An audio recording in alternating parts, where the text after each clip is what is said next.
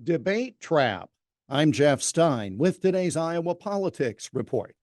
After the whirlwind of news Wednesday about presidential debates, both sides are, of course, claiming they got the upper hand over the other.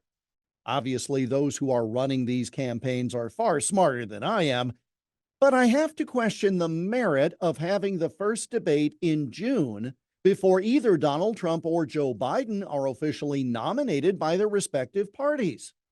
Clearly, each has the delegates at this point in the primary season, which is why we call them the presumptive nominees of their respective parties.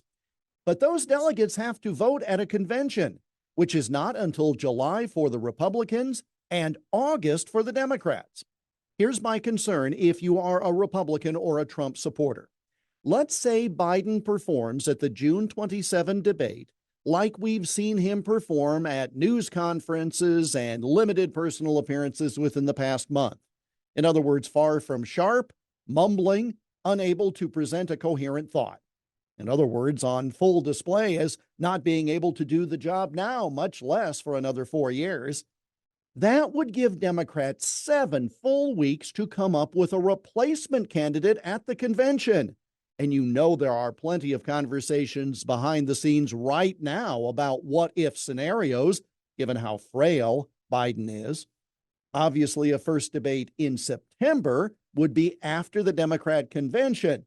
And if Joe failed the debate test, he could still be replaced by vote of the DNC itself. That's essentially what happened in 1972 when Thomas Eagleton was bumped from the Democrat ticket as vice president, because party rules do provide for replacing a candidate.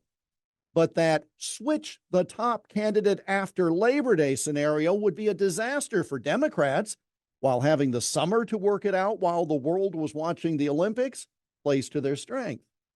Now, I have no expectation Biden will underperform in the first debate. After all, somehow he rallied for the debates in 2020 and does for things like State of the Union addresses, all likely due to rest, the miracles of modern pharmaceuticals, and a deep-to-the-bone hatred of Donald Trump. It's just a thought, though. Does a poor early debate performance actually lead to a stronger Democrat nominee not named Joe Biden? That's the Iowa Politics Report for Friday, May 17 on Twitter, Instagram, Getter, Threads, and Truth Social at Iowa Politics. I'm Jeff Stein on News Talk 1540 KXEL.